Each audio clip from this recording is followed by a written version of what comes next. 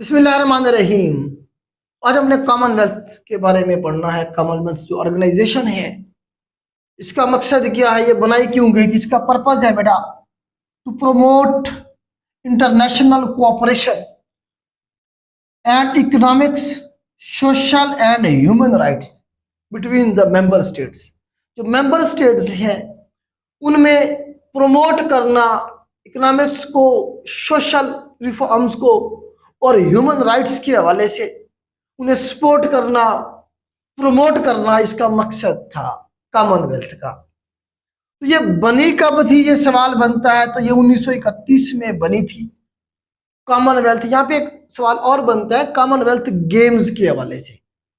Commonwealth games जो पहली दफा हुई थी वो 1930 में हुई थी। यहाँ बच्चे कंफ्यूज होते हैं, इन दोनों को मिक्स कर जाते हैं। वो समझते हैं कि शायद कॉमनवेल्थ 1930 में बनी और अगले ही साल जो है कॉमनवेल्थ गेम हुई 1931 में। ये थोड़ा सा उलट है। कॉमनवेल्थ जो बनी ऑर्गेनाइजेशन ये 1931 में बनी, लेकिन कॉमनवेल्थ जो गेम्स थी वो शुरू हो गई थी 1930 के अंदर। 1930 में ही कॉमनवेल्थ गेम पहली दफा शुरू हुई थी।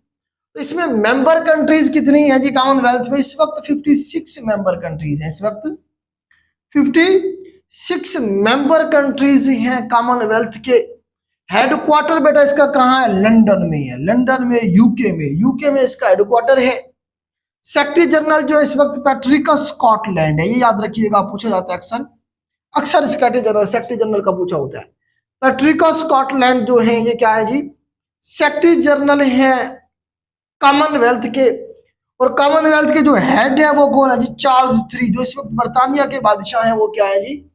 कॉमनवेल्थ को भी हेड करते हैं। अभी आपको मैं बताता हूं क्यों करते हैं बेटा। कॉमनवेल्थ में वो तमाम मुल्क शामिल हैं जो कभी ना कभी बर्तानिया के अंडर रहे हैं, जिसमें पाकिस्तान भी है, जिसमें इंडिया भी है, जिसमें बांग्लादेश भी है। तो वो तमाम मुल्क जो कभी ना कभी बर्तानिया के अंडर रहे हैं वो क्या है जी? कॉमनवेल्थ का हिस्सा है। तो इन्हीं के दरमियान में जो कोऑपरेशन है, कौन सा जी?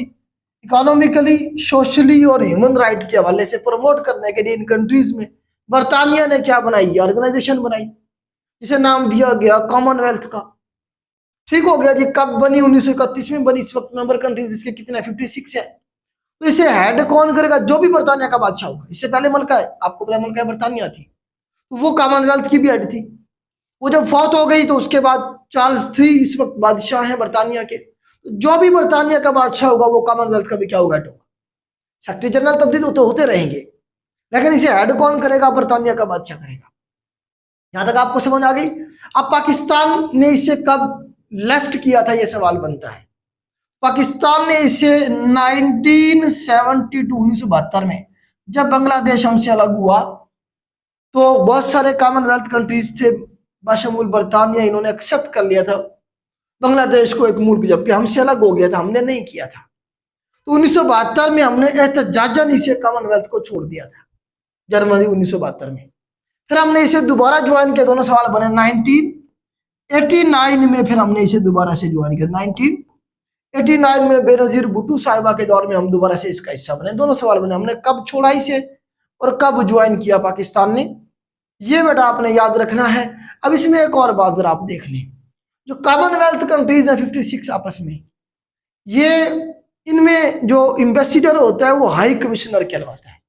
आपने सुना होगा पाकिस्तान का इंडिया में हाई कमिश्नर, या इंडिया का पाकिस्तान में हाई कमिश्नर। जबकि होता क्या है, जब एक मुल्क का दूसरे मुल्क में रिप्रेजेंटेटिव होता है तो वो क्या कहलाता है? एम्बेसडर कहलाता है।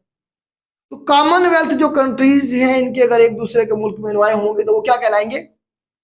वो हाई कमिश्नर कहलवाएंगे। जबकि जो बाहर के जो मुल्क होंगे उनमें क्या होंगे? एम्बेसडर होंगे। तो मतलब सीट एक ही होती है, लेकिन नाम सिर्फ उसका चेंज किया गया है।